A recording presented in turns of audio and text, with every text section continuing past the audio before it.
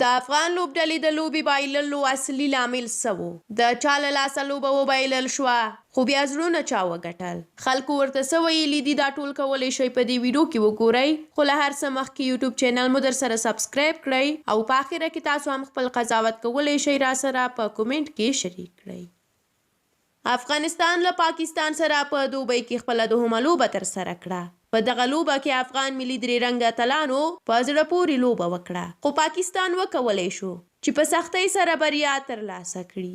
دغې لوبې ته د اماراتو میشت افغانان له درې رنګه ملي بیرغ سره راغلي وو او د هیواد ملي اتلان یې تشویقول.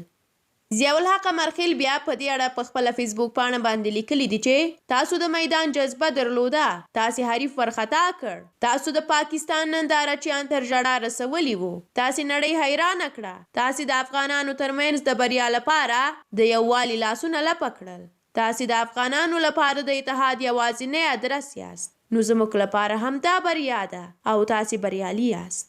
شاه محمود میاخیل بیا وایي چې مشر یې ورته آوټ کړ، لویه خبره ده، یعنی هدف یې له بابر اعظم دی. اجمل ستانکزي بیا لیکلي دي طالب او د طالب بادار ته دې دا بریا مبارک کوي. افغان لوبغاړو تر خپله وسه کوښښ وکړ، بیا دې هم خیر یوسي.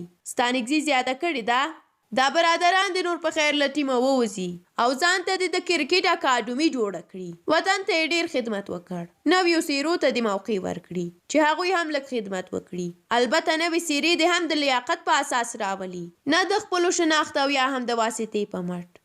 مطیع الله عابد هم بیا لیکلي دي چې نور د اصغر او کریم لوبول د ملت سره خیانت دی. دا د مینوالو غږ دی چې نن مو واورېد. وږمه افغان چې په هره موضوع باندې خپل نظر څرګندوي په خپله فیسبوک پاڼه باندې لیکلي دي چې مورال یې چې د پنجابي د غلام طالب لخوا وګواښل شي لوبه به څنګه ګټي. وږمه زیاتوي چې موږ جنت وطن بایللی دی، کرکټ لا څه دی.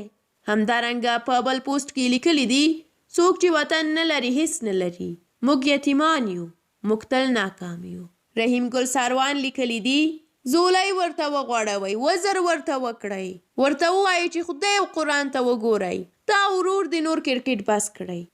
مرسل احمدزی بیا اصغر ته په خطاب کې لیکلي دي چې دا لوبه مو د توتي شاه له برکته وبایلله، سپېره مرغه خدای دې تباه کړه.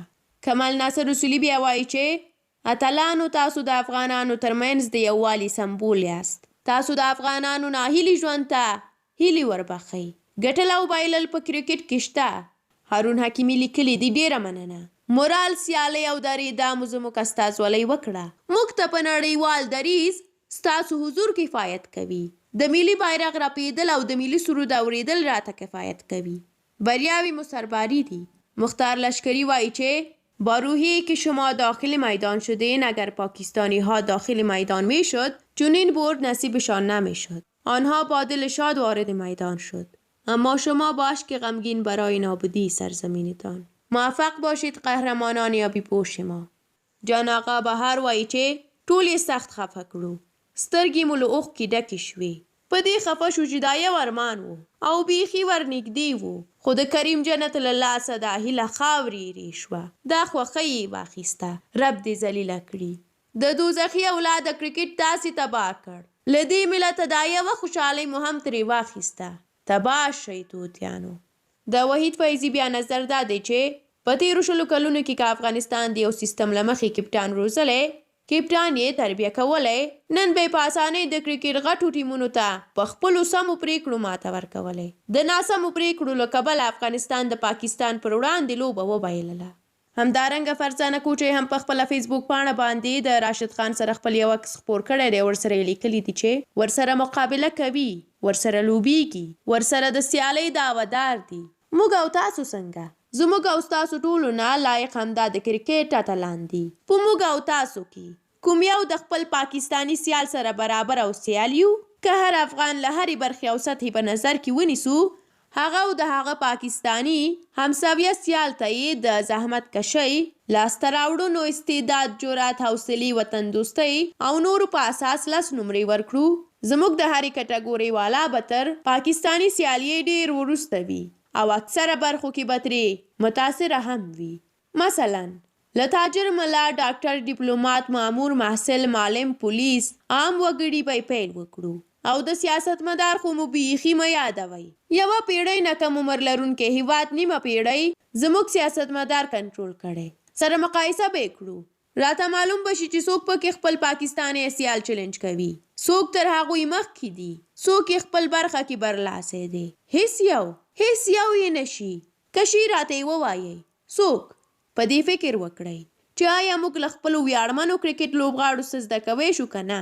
یوازې اسانه خوشي او قضاوتونه کوو. خپل سرونه به ګریوان ته کړو عزیزانو. او د پښتو ژبې مشهوره سندرغاړي جاوید امرخیل هم پر خپله فیسبوک پاڼه د دغې لوبې په اړه لیکلي دي چې درنو وطنوالو، ملګرو له جوش څخه به کار نه اخلو. پوهیږم چې ډېر یې خفه کړو، خو خیر حوصله باید وکړو. خو دا یو کار باید وشي. د کرکټ ملي ټیم کې کوم نفر د ښې لوبې وړتیا نه لري باید سلو کې سل لرې شي. او که دا کار د کرکټ بورډ اداره نه کوي باید خلک مظاهره وکړي، ځکه دا خو څه د ټوکو خبرې نه دي که نه. د یو لوی هیواد عزت ورپورې تړلی. درنو لیدونکو له تاسو مننه چې دا ویډیو مو تر پایه ولیده. دا او د پاکستان او افغانستان ترمنځ د دغې لوبې په اړه د بعضو خلکو نظرونه. تاسو د دغه لوبې په اړه څه نظر لرئ؟ د افغانستان د بایللو اصلي لامل تاسو څه ګڼئ؟ آیا په دې کې رښتیا هم د کریم جنت غلطي وه؟ خپل نظریات مو راسره ضرور په کومنټ کې شریک کړئ. تر بیا مو په الله سپارم. د خدای په امان.